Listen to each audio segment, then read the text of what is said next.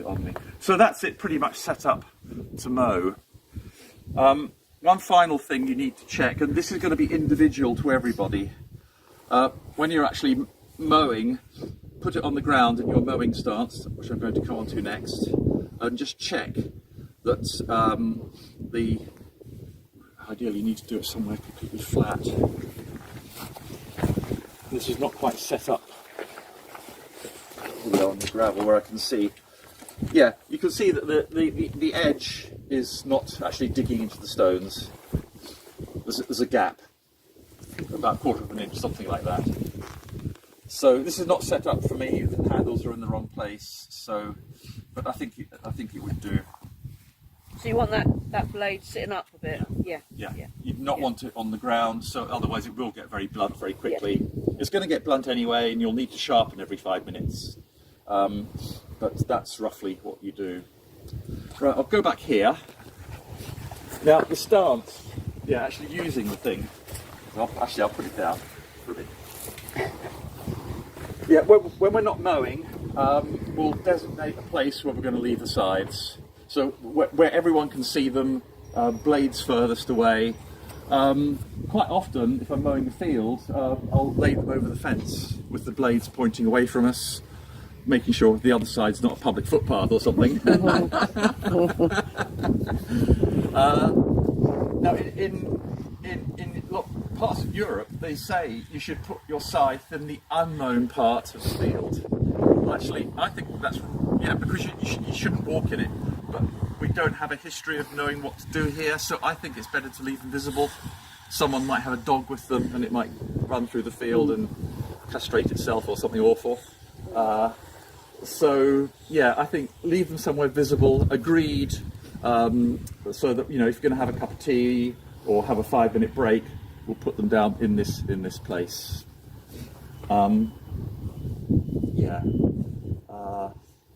Right, the stance.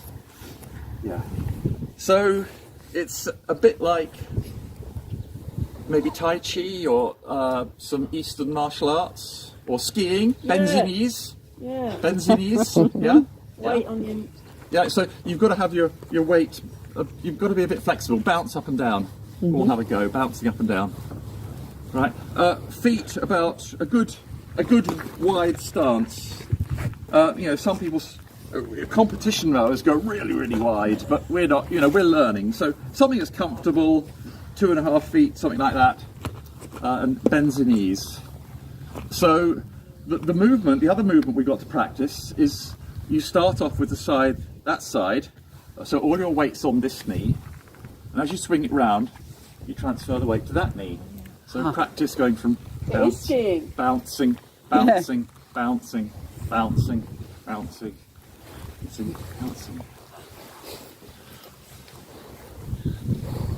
So that's the kind of a rocking movement. A bit like tap dancing. Yeah. Are you videoing this? Yeah. You video that as well. Right. So that's part of the. Now we've got to think about the arms. So this is not quite the movement, but it sort of gets the idea. So when you're on this, so do that kind of movement. Keep the arms roughly at the same level. So you're not golf swing. Keeping the scythe on the ground. So when it's there, this elbow's back, this arm's forward, and then swing around to there and bounce from this knee to this knee at the same time. There's a lot going on. It's and every new season. Well, I haven't used my scythe all winter. Put it in the shed. I have to really consciously think and try and remember what it is I have to do.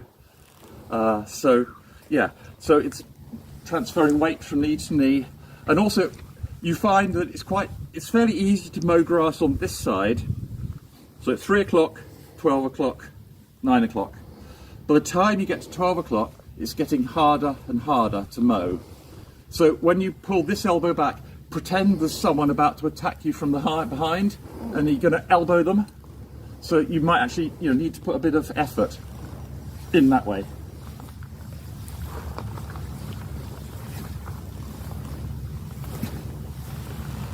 So I find that this side is quite difficult. You won't get round to, well, unless you're brilliant, you won't get round to 9 o'clock. You might get, I find I can get to it, probably in this grass, I'll find I get to about 11 o'clock and it's getting hard. But you might be superb at it, who knows. We'll practice here first to make sure you're keeping the blade on the ground. So you start with the scythe, something like that. Weight this leg, and then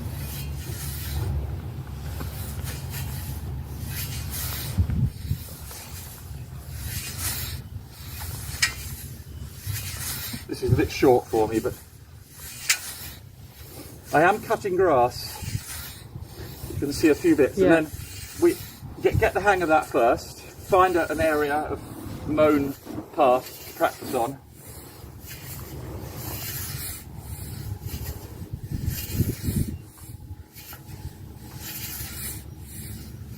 Yeah, this is not quite adjusted, but it'll do.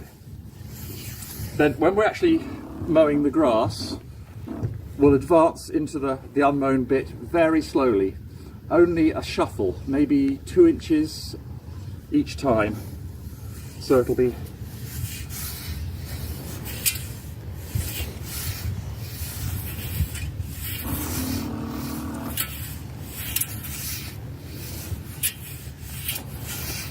so I'm not taking like that, and how much you move your feet dictates how much the scythe bites into the unmown grass.